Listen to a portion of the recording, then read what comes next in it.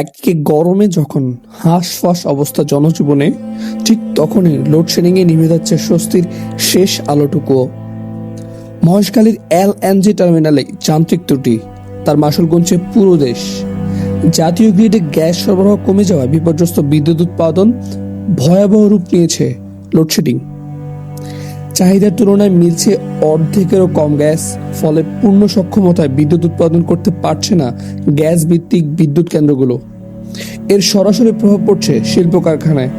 পোশাক থেকে শুরু করে চাল, ডাল, চিনি, আটার মতো নিত্য পণ্যের উৎপাদনেও পড়ছে অনেক বেশি টান।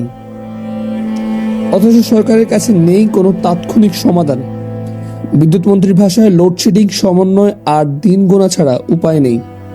রাজধানী ঢাকাতেও এখন গ্রামের মতোই নিয়মিত মুখোমুখি হতে হয় বিদ্যুৎ বিভ্রাটের।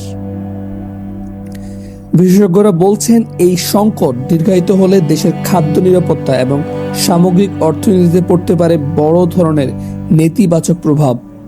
ব্যবসায়ীদের কপালেও এখন তাই গভীর দুশ্চিন্তার ভাঁজ।